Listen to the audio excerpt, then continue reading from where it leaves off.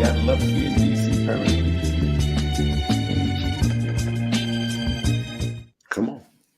Good morning and welcome to the National Newspaper Publishers Association's Let It Be Known. This morning, affirmative action in the Supreme Court is poised to turn the U.S. upside down again today, particularly with student loan debt. But it's all about affirmative action this morning. We got the very best legal minds in the country, perhaps the world, with us.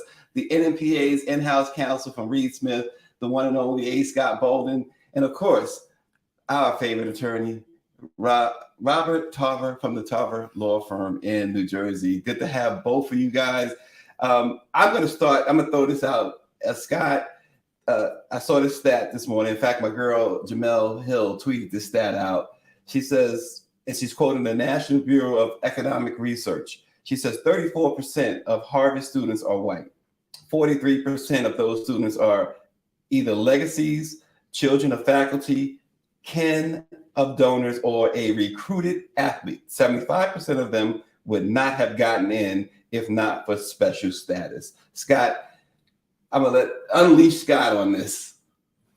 Well, I haven't seen those statistics, but they're pretty powerful, and that's a sizable number, just under 50%. But yet, the Supreme Court doesn't believe race should be one factor, but legacies can continue. Just makes no sense. This decision really contemplates that we have arrived at a colorblind society almost by legal fiat, but we know that's not the reality.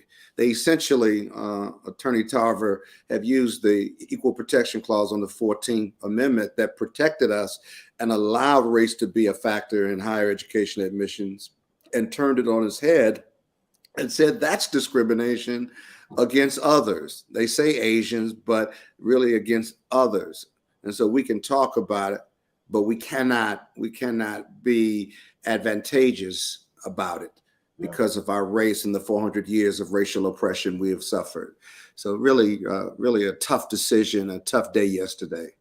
But Attorney Tarver, no surprise though, right? No, we all saw this coming. And in fact, those of us who have been watching the court have seen this coming for many, many years. It started, look, if you didn't know where it was coming from, when Justice Roberts said in Shelby that there's no longer a need for us to concern ourselves with race in voting because we're past that, you knew exactly where he was coming from.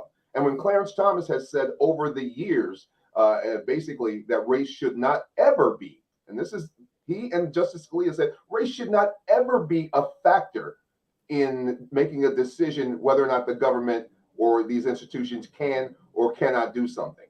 And so we're back to the whole idea that elections have consequences, and this is the court that was elected.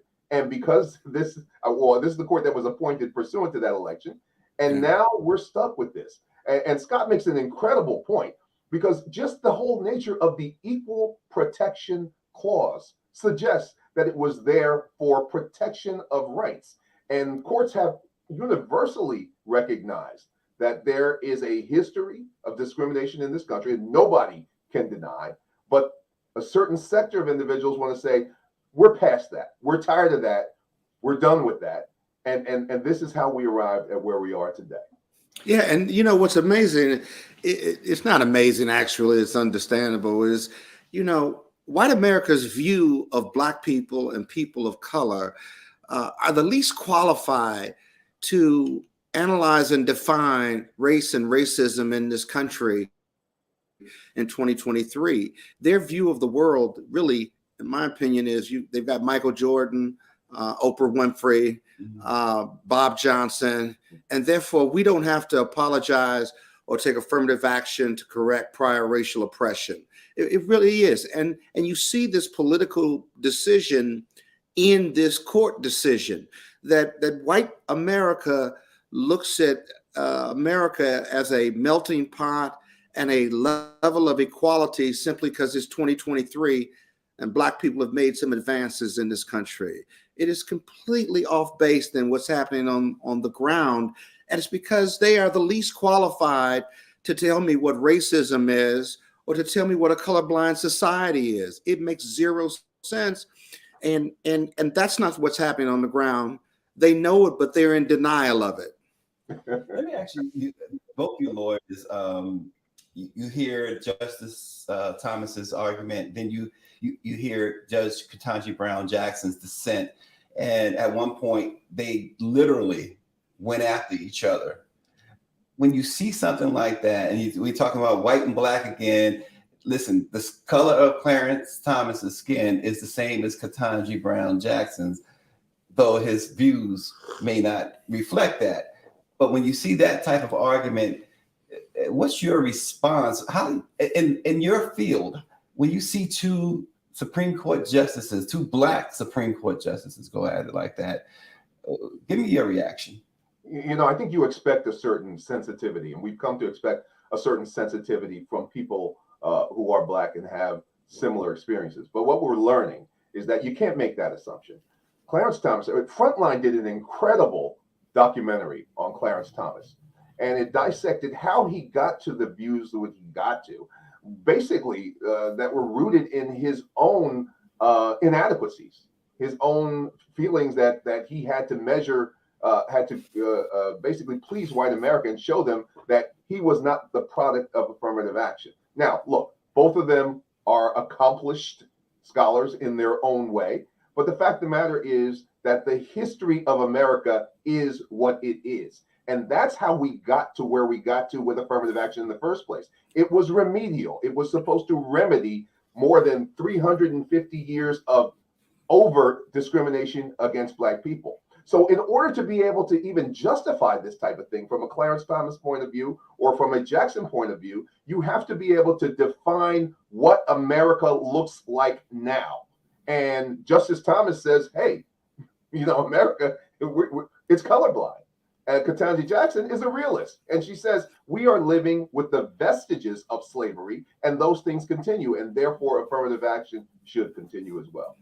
Yeah, you can't just wipe it out by legal caveat, because that's not what's going on the ground. It's Justice Thomas. The great hypocrisy of Justice Thomas is that he is an affirmative action baby. He got to Yale based on the very terms and considerations of race that he now rejects. It's almost like he is the house Negro who has turned on the field Negroes, detests them. I said like now, I didn't say he was. But detest the field Negro and all that they represent. He appears to be the living embodiment of what we know, that black people have been trained to hate each other. Yeah. And so now he has turned on us. He's on the Supreme Court, and now he is hurting us. Well, it's interesting because it seems to be, and Barrington Salmon, the fantastic journalist, joins us. We need a journalist of his ilk to join when we have such great legal minds on hand. But it seems Justice Thomas gives these decisions, and when he speaks about black folks, he speaks with such venom. Barrington, I'm sure you have noticed that. What else have you noticed about Justice Thomas in this particular situation? I mean, you can't go back retroactively. Wouldn't it be nice to eliminate affirmative action if you're going to eliminate it retroactively? Because Clarence Thomas is the poster boy for it. I don't know. I think that they would have found a way to put someone like him on the court anyway, with or without affirmative action. One of the sad things that we deal with too often, I think. And good morning, gentlemen. I'm sorry I'm late. Good morning. One of the things that we deal with all the time is that they always find us to kill us. Yeah.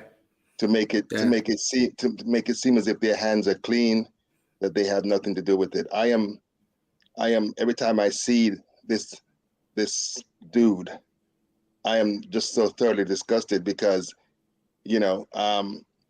it goes before his benefits have been before Yale, because they said that he went to private school on affirmative action. Mm-hmm. He got the job as a chair of the EEOC he was one of maybe the only black conservative that them people knew, Bush and them. And so he has been, and I always say that he is the epitome of Stephen from Django Unchained. And what he has done, he has used affirmative action to rise to the top of his profession and then kicked away the ladder and said everybody else can figure out their own way. It's disgusting. And I am glad that Justice Brown was in that butt yesterday, because I read her dissent. I read Justice Sotomayor, and they ain't pulled back. They ain't pulled back. No, and again though, as they sat there, he seems to have such venom. But aside from that, though, Attorney Scott, what happens next? Where do we go? How do we overcome? Like, we always overcome it. How do we overcome this? Well, a couple thoughts. This opinion was quite personal to these justices. Roberts addressed the dissent, in my opinion, in a very personal way, which means that there were big time arguments between the justices before this opinion was written. It seemed to personal attacks about these views on race in this country, and manifested the dichotomy of how white folks see America and how black folks see America, and how we all see each other as black people. So I want to note that, because normally the majority opinion, very rarely, in my opinion, comments on the dissent and tries to dissect and do away with the legitimacy of a dissenting opinion. It almost hardly ever happens.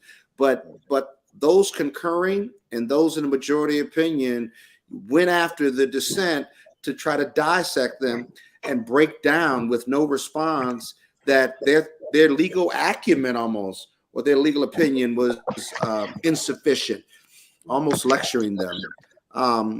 This decision, you might note, doesn't take effect until 2028.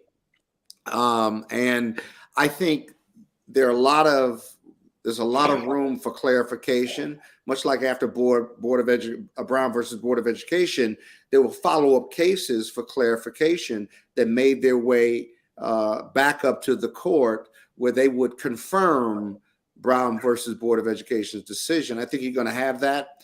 I think you're going to have some clarification or some guidance from the Supreme Court, not just some black kid talking about how he overcame race in his essay, but really that ought to be a meaningful factor. Look for legacy and these other 39 points that Harvard uses. Look for those to be challenged. I mean, now is the time to fight. It's not the time to lament or lick our wounds, because 2043 is coming. We're going to be a country of color for the first time, and white rage and white discontentment is real. We're in a race war right now, intellectually, politically, economically. But I fear that those on the far right believe in violence, political violence and racial violence, and we've got to protect ourselves despite what we've allowed to happen in this country with Trumpism and MAGAism and just the GOP and these right-wing extremists who attacked the White House, who attacked us in Charlottesville. This is real. The struggle is real, and the struggle continues. So I think you're going to have college admission folks still take race into account. They're just not going to set the box. And that's a good thing. But we know in Michigan and California and Washington State, when they took affirmative action out of higher education admissions, we saw that the numbers of African American and brown students went down by 40 to 50% on average. Those are real statistics and something we really need to be worried about. Well, and here's one other thing to really being think at about. war, our esteemed producer Greer, who Scott's been in trouble with all morning by calling ma'am, has been saying for a long time. Hey, I was raised a certain way, brothers. I'm No, sorry. I understand. I understand. Listen, he's a great attorney, but I don't know if he's gonna win that particular court battle. But well, it's either her or my mother, and so See? I'm gonna go with my mother because See? I'm gonna have to do my best with Greer. Well, I'm sorry, did Scott just put Greer in the same category as his mother? And so it took another attorney to catch that. I just asked the question. But if I can just chime in on one thing. Touche. Scott makes an excellent observation that this court is acting abnormally. And even Joe Biden says this is not normal. Yeah. It is not normal for them to attack the dissent, but they need to do so because it is important to keeping up the impression that they are right. Now, what do we know about this thing? We know that it doesn't go into effect until 2028, but the foundation has been set. And college admissions are one significant area. But just remember, affirmative action and its progeny apply across the board. They apply to diversity programs, they apply to employment, they apply to minority set-asides or goals or timetables. All of those things are now going to be called into question. And here's what's really crazy about this court. We have a thing that used to be called precedent, meaning that of course did not look at these decisions or these facts and in a vacuum. They looked at them and said, look, there is precedent here. A series of cases, a series of decisions, a series of reasoned opinions that got us to where we got to, and we are bound to respect that precedent. This court has already shown in affirmative action, in abortion, that they don't give a doggone hoot about precedent. They are intent on overturning everything and doing what they want to do. So we have to really be very, very, very concerned, not just about college admissions, because that's a very narrow area. All of the industry, the construction industries, other industries. There was a case called Adirondack, which basically set the bar in terms of whether or not you could use equal protection, or whether or not companies, minority companies, black companies, were entitled to equal protection when it came to set-asides. And the court made very, very clear that there is a compelling reason based upon history for you to be able to do that. Now, I'm going to tell you, I think that this cannot be viewed in a vacuum. What you see happening in Florida with DeSantis, removing DEI, coming up against critical race theory, all of those things are a concerted effort of the right to erase, remold, and recast history so that they could move into an area like this. You can't get to these decisions unless you recast history and the current state of affairs in America. So that's what's really going on. You know, Barrington, let me ask you this, because yesterday this decision came down, and perhaps it was just a coincidence that two other things happened yesterday of note. The California Reparations Commission handed in their report to California lawmakers, the much anticipated reparations report, recommendations, I should say.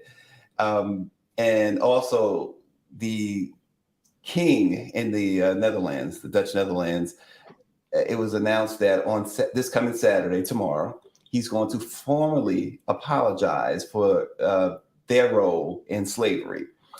And people are asking, will the British royal family now follow suit? All of this happening, he's laughing already. Yeah. All of this happening on the same day. You're talking affirmative action, you're talking reparations, and you're talking apologies for slavery. Barrington, sum all that up for us. I think that one of the things, and you probably heard me say it, Stacey, I have believed that since COVID visited us, that we have been in a time of reckoning, because COVID really left us naked. A lot of the infrastructure with healthcare, a lot of the infrastructure with business, a lot of the areas of this country, and maybe other places as well, that where if you looked on its face, it seemed like it was strong, that they were together. Most of this stuff fell apart. And I'll say that the Caribbean Reparations Commission has been working for more than a decade to get these clowns to admit to what they have done. And I think it's a big step for you said the Dutch, Yes. the Dutch monarch to formally apologize, because one of the things that the British royal family understands is that if you offer a formal apology, then money has to follow. Mm-hmm. And that's why they haven't done that. That's the British Prime Minister, David Cameron, when he was Prime Minister, he came to Jamaica, and then Prime Minister Portia Simpson said to him, "Yo, bruh, we need to discuss reparations." And he said, "You need to forget the past and move forward." And the only thing he offered was $25 million to build a prison. So that just shows you how the little regard that they have for their responsibility for this. I mean, it is so disingenuous. It is so frustrating to listen to people like John Roberts and the rest of Alito and the rest of them people talk about what's going on in this country from a racial perspective as if it just disappeared. Yeah. As if and I think Attorney Tarver said that, they act as if all of the things that they have done no longer have any bearing on where we are.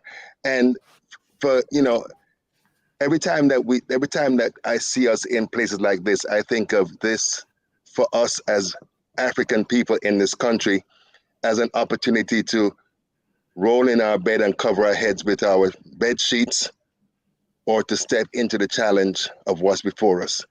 Because while we slept, them racist SOBs were working and planning to do what they're doing now, to do everything they can to erase us, to do everything they can to move us out of the way. And we have a choice. We can sit down and wring our hands and pray to Jesus for help, or we can roll up our sleeves and do the work that needs to be done to fight them and let them understand that anything that they get, they're gonna pay in some measure for what they receive. Attorney Scott, you mentioned a little bit of this earlier about legacy. So this action seems to open the door to say, wait a minute, so just because your grandfather gave $5 million to my university doesn't mean your grandchild gets a free pass or gets in automatically. We see a lot of that. Well, yeah, you saw Jamel's numbers, and that's the next case. If you ask me, it's the follow up to this decision, and saying, well, if you can't use race as a factor to check the box, then okay, here's a race neutral nuance that you want to check the box on, and that's legacy. And the majority of the people that get in on legacy normally would not qualify. I think 75% of what Jamel Hill indicated. And so we have to find the right case, the right plaintiff, and file suit in that regard. It's not personal to Harvard or UNC. It's the Supreme Court is driving that narrative that begs and screams that we need to take a deeper look at this. Now, we need to think through whether you can challenge a race neutral piece, but it's a form of discrimination against others who would normally be in those slots. The conservatives ought to be concerned about that, but they're not, because the racial component dominates and is at the base of their white privilege. It just is. They don't see us. I say this all the time. Police who beat up Black men and women, they don't see us as human beings. That's the only conclusion you can reach, because if you watch George Floyd die and world protest about it and what have you, white America sees that as an exception to the rule. But the George Floyd wasn't struggling or fighting, didn't have a gun on him or anything. He was cooperating, and you just watched him slowly die in front of you. Sure, but that's not the exception to the rule. That's the rule. Yeah. I have all the accoutrements of success in the American dream, and I've been harassed by the police. I've had guns pulled on me in front of my home. I've had alarms go off, and I've been slammed on the ground and asked where my license is, or do I have a gun? I said, well, the license is in the house, and I don't have a gun.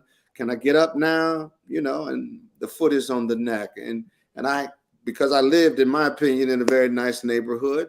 And so we're penalized for our professional success. We do everything the right way. And I know it's another show, but it's all connects because they don't see us. Because if you really saw is not me, you another wouldn't show. treat me this way. Yeah, it's not Powerless another show. It is this show.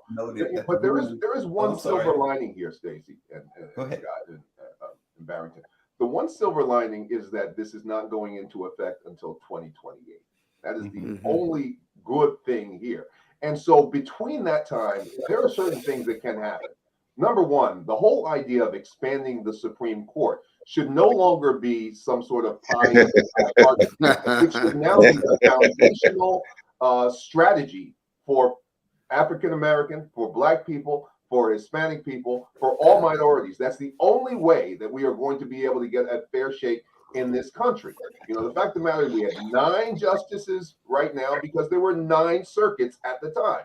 There are 13 circuits right now. There should be at least 13 Supreme Court justices. That is not a difficult argument, but that is the only way this type of court. Because as I said, this court does not respect the normal legal boundaries. And so they will do whatever they choose to do to be able to support, I'm going to say it, white supremacy in America. Yeah. That's what this really is. The idea that white people shall remain supreme in their determinations of their destiny and of the destiny of this country. But the problem is that our president yesterday, when asked the same question, was talking about if you open a Pandora's box, you can't close it back. And I wanted to throw something at the TV because I'm wondering when people in the position that can make this decision. He formed this legal commission when he came into office, and they spent 6 months twiddling their fingers and then put the damn report in a desk somewhere. He's never been interested in expanding the court because he's supposed to be a quote unquote institutionalist. It's foolishness. It's garbage. Well, when you talk about expanding, when you talk about expanding the court, that comes from a legal standpoint and constitutional standpoint. That gets real complicated. Yeah. I think it's one of the possible remedies of expanding the court, but be afraid of what you ask for, because if our communities of color don't start voting, that could work against us, actually. We need to vote up and down the ballot, and you wouldn't have to deal with these decisions. We got enough people for governors and senators and even the president, and we just don't exercise our power. This isn't a legal argument. It's a political argument, but it's really a practical argument more than anything. We would not have to deal with this if Black people voted in every state up and down the line, the ballot line all the time, because it matters. But the socioeconomic factors and people believing that they're part of the underclass and that the votes don't matter and they don't see politics working for them, I get that part, right? But it's so simple to vote. It's so simple to vote. And we wouldn't have to deal with all these issues if we simply voted in the masses that we represent. Let me ask you a question. Michelle Madison brings this question up about HBCUs. Does this ruling in any way make it easier for whites to get into HBCUs? Going to those schools. I'm getting a lot of echo. Yeah, I'm getting feedback. Thomas would never forget the sting of those rejections. He said he would keep. There's another show on. There's something going on. But let me stick with that question, though. How does this affect HBCUs? I just presented a speech to the national board of the UNCF. And on its face, in a very practical matter, Historical Black College don't discriminate against anyone. They are historical and they're predominantly Black, right? So no one's barring brown or white students from going to HBCUs. In fact, I went to Morehouse College undergrad. I went to Howard Law. I got a very Black resume. And I didn't go to school with many Black people in both of those, many white people in both of those institutions, but it has open admission. One of the things you could see is HBCUs getting an increase in students, but many of our HBCUs who have strong endowments don't have the infrastructure to take on another 1,000 or 2 students. I mean, Morehouse, I sit on the board of trustees for Morehouse. We have about 2,500, 3,000 students on average. And if you change that student mix, you're gonna have to need more infrastructure, hire more people, and you can't turn that ship on a dime. The other thing is most of the students that go to HBCUs want to go to HBCUs. They have that in their heart and minds, and they want to be committed, and they learn the confidence and the fearlessness to be leaders in their community, not just to get a college degree. The other thing is this could impact the diversity of professors who come to HBCUs who have been barred the opportunity of being trained at a multitude of white institutions that we value. I mean, a master's or PhD in Harvard is a powerful piece in America, but we want them to come to HBCUs and teach our students. That goes against having a diverse intellectual group that is teaching our students. The other impact is this same group, because we haven't talked about this group that put this lawsuit up that found some Asian students, right? I predict that they're going to start looking at minority contracting and hiring in the business community, but they're also going to take a look at historical Black colleges and try to fashion a legal argument that says there's no need for HBCUs anymore, and therefore we have to integrate, if you will, for lack of a better word. And I'd be interested in hearing from Attorney Tarver as to whether he thinks there's an argument this group can fashion that would attack HBCUs, and that the Supreme Court might look at it as a progeny of the Harvard and UNC decisions. Yeah. Interesting you say that, because they've actually said that they are looking at HBCUs, because their argument is this: if, as the Supreme Court has said in this case, that race is no longer a compelling factor, how do you then justify any constitutionally any dedication of either federal funding or endowment funding that on a race basis? And so, you know, one of the ways that you will kill HBCUs, or you can kill HBCUs, is through their funding. We know that they're historically underfunded, that they don't, in many cases, many of them have gone by the wayside because of their inability to sustain themselves financially. So that's the area that I think is going to be ripe for them to be looking at. Again, the difficulty with all of this is that we don't have strong advocates outside of our own community, realistically, to be able to fight this on this level with this court. It all comes back to this court. It all comes back to our ability to be able to overcome the whole idea, which has now been established as law in this country, that race cannot be used as a compelling factor in admissions, which also translates, as Barrington and as you, Scott, have said, in industry, economics, and commerce. You can't use those things. So we're facing a difficult time here. And realistically, one thing I would ask you, Scott, is, look, we've got the NBA, the National Bar Association, other organizations who have at least some ability to be able to mount significant legal opposition, legal defense fund and others. Is there a strategy in place now? Have they talked about a strategy to be able to deal with what's coming? I mean, they certainly should be having talked about that in anticipation of this decision. There's also the NAACP Legal Defense Fund. But I think a conglomerate of not just Black organizations, but brown organizations and Asian organizations ought to be discussing a strategy or finalizing their strategy on how to attack this decision. The lawsuit against the HBCUs that I would anticipate is this group that put this Harvard case up. They go find 1 to 3 white students. They apply to HBCUs. They get denied, and then they allege that they were denied because they were white in violation of HBCU policy. And whether they win or lose, they finance it till they get to the Supreme Court, and they say that HBCUs have a policy of staying Black, having a Black student body. and that they only allow so many white students in, which is false, of course.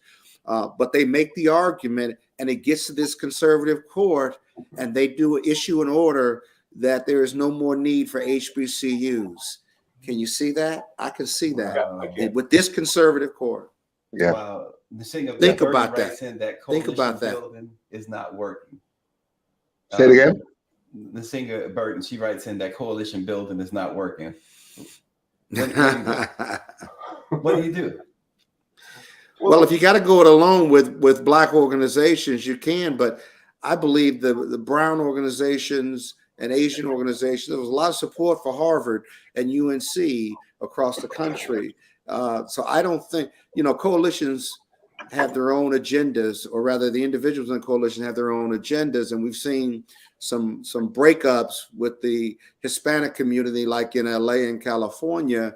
But I don't think that's the norm. I think we all have our own individual agendas. But remember, this attack on Black people, our other communities of color that aren't Black, they always follow us and ride our coattails on this fight for justice and racial equality in this country. They always have, and they'll tell you that. And so I don't think it's going to be a tough coalition to put together that attacks this decision or attacks a decision lawsuit against HBCUs and whether they're necessary. So we have to be vigilant. But the fact of the matter is that the right wing has done a really, really good head job, a really good propaganda campaign, a really good branding when it comes to dealing with the Hispanic community in terms of trying to divide them and their interests from ours. And you see it in states like Texas, where the Hispanic population is now the majority. But wow, Texas is not a blue state.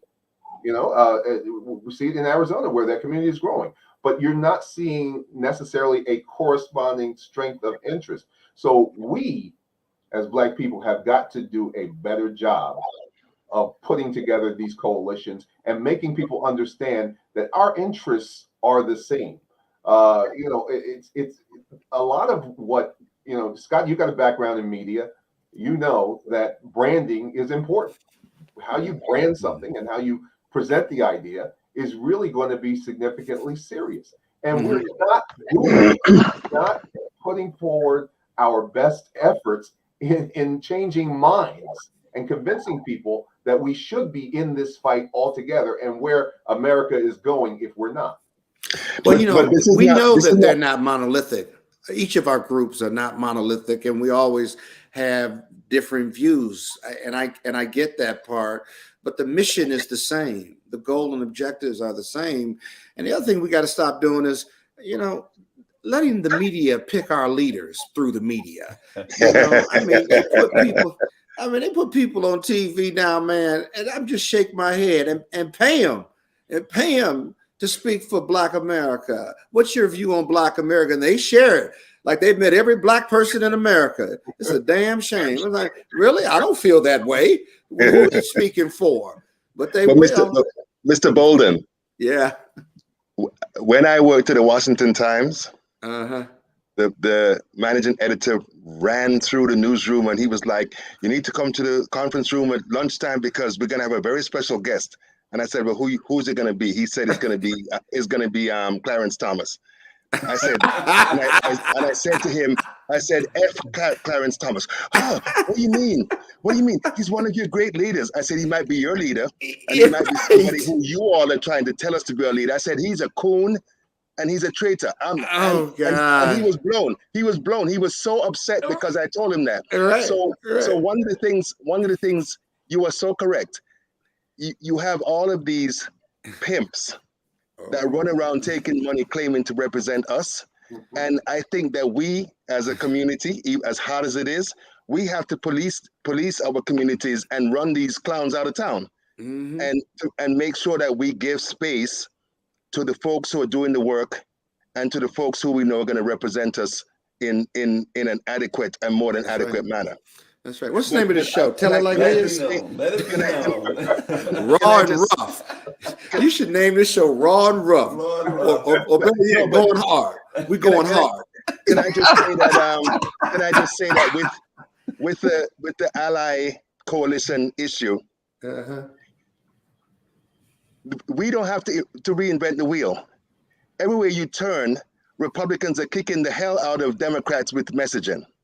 So we got to start doing the things that work, the things that are successful. It is very complicated with Latinos because many of them are coming from the Nicaraguas, the Cubas, and other places that have been deemed socialist or communist. And all Republicans have to do is say, don't vote for Mr. Tava because he's a communist, and it's done. Right? You also are dealing with an area of the world, Latin, Central, and South America, which has as much racism and as much marginalization of Black people as you have in this country. Yeah. So intra-racism. Yes. My wife is Afro-Latina, and she routinely gets idiots who are asking her, how can you speak Spanish and be Black? They're a bunch of idiots. Idiots.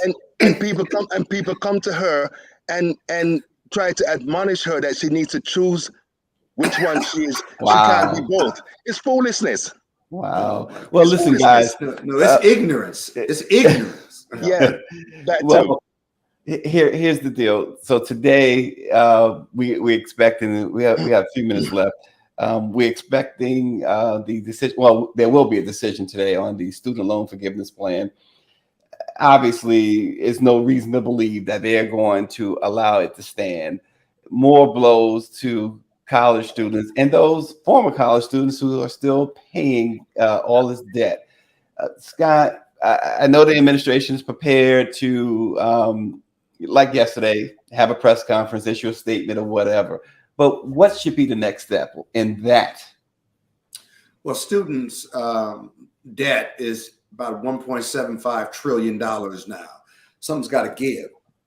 And this was the administration's way of keeping their political promise, but also easing this debt so people can get jobs, stay in jobs, and move forward in their life. And so the student debt forgiveness is going to help a lot of people. This court doesn't care about that. Now, those two cases, one is about the impact on investors in the student loan debt that profit from it. I don't think they have standing.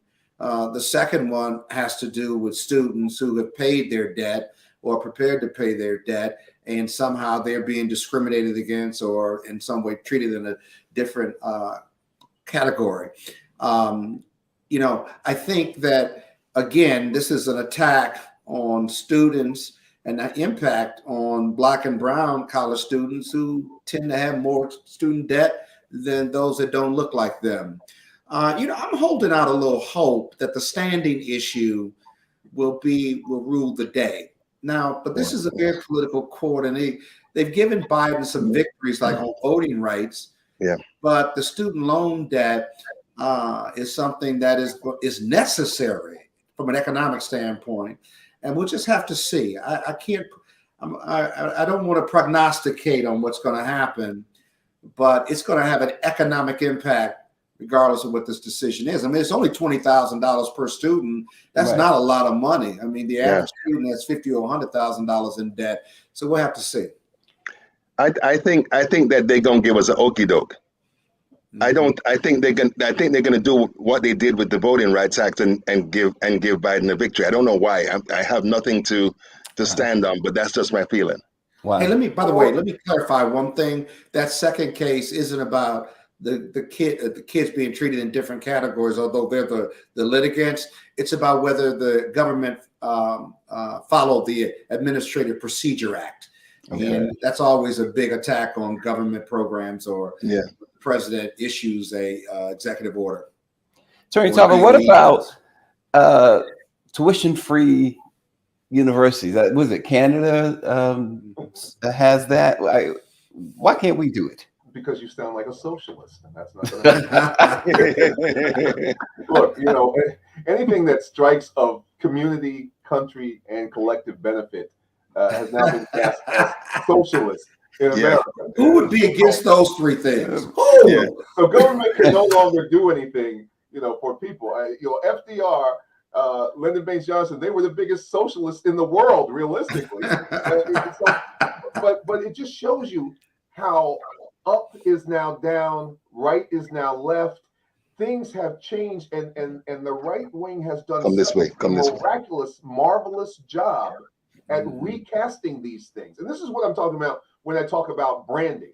And we're always on the back end of dealing with the branding of these situations. But look, it's really not about tuition free. It's not about any of those things.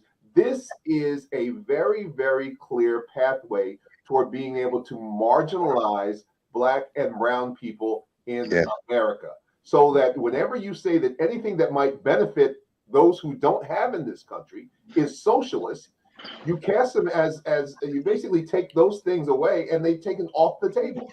You have people in Florida overwhelmingly for these right-wing concerns, and yet they're telling you that they will be attacking Social Security and Medicare, the very foundations of what many of these people live on. There's a great book that was out, I think it was called The Trouble with Kansas, and it chronicled why people in Kansas over the years continuously vote against their own self-interest, and how the Republicans get them to vote against their own self-interest year in and year out.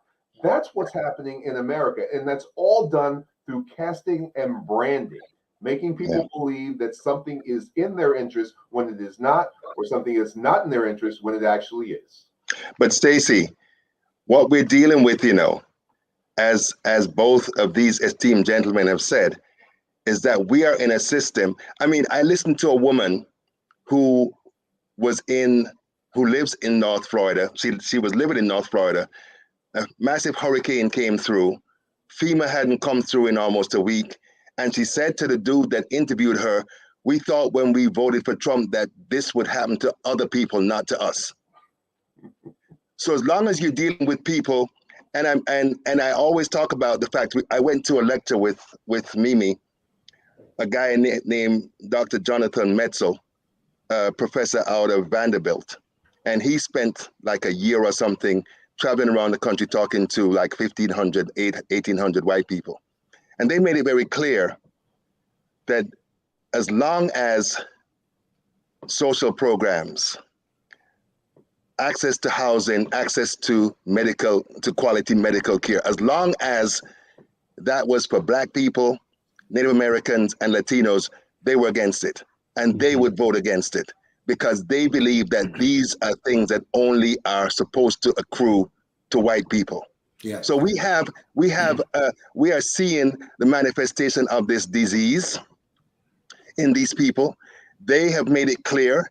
Trump, people try to act like Trump was the originator of this. Trump was just the accelerant on a condition, a greedy, nasty, vile condition where they think that everything that we look at Rosewood, look at Tulsa. They tell you that you need to pull yourself up by your bootstraps when you ain't got no goddamn boots. And when you take the time to do the work to build your things, they burn it down. So it should be clear to us that anything that we have in this country, you better be prepared to defend it because they're going to come and try and take it. Well, and that's we're gonna finish on this note because Scott's had talked about. He broke it down for us earlier, and Mike V is writing and asking about this. He says there are now rumors of conservatives going after the United Negro College Fund. Oh yeah, the other tangential piece is what impact does this decision have on donors and contributors who want to set up scholarships for Black and brown students through United Negro College Fund, UNCF's client of mine, full disclosure. But is this going to impact their ability to raise money and provide scholarships to students that they do all across this country and up to many colleges and universities? I I don't think the decision goes that far yet, but that's a possible follow-up lawsuit that is it's a nonprofit.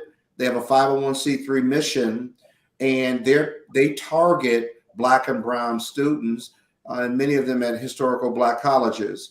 So we'll have to see what argument they're going to fashion in order to go for that. This is all rolling the clock back. Because I think white America is tired of paying the dues of racial oppression of what they say is that their ancestors. But what they don't accept is they continue to perpetuate it, and they're in denial about that in 2023. So we have to be vigilant. I've talked to UNCF's CEO as well as their board chair about this, but there's a real concern there at UNCF and other Black-based scholarship organizations who want to put our kids through school. Well, you know what? We will see what happens, particularly today with the student loan debt being up. We should get that decision at any time this morning. We'll see. But thanks to Attorney Scott Bolden, the in-house attorney for NNPA. We're here at the National Newspaper Publishers Association's annual convention in beautiful Nashville, Tennessee. Rosetta Perry, the publisher of the Tennessee Tribune, is the host publisher. And it's been the one and only.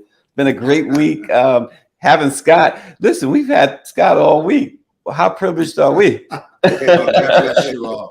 No, it's a great panel with my brothers on here, and good meeting you, Attorney Carver. And just we got to be vigilant, man. You know, it ain't over. Yep. You get one day to lick your wounds. You get one day, and then we got to get up and make sure our political enemies know we're back for another day of fighting. Well, Attorney Tarver, Robert Tarver Law Firm in New Jersey. I always tell you to look him up. This guy has gone head to head with Donald Trump on the legal in the courtroom, put it that way. And of course, Barrington has gone head to head with Mack Trucks. So thanks for joining. Let it be known. We'll see you next week.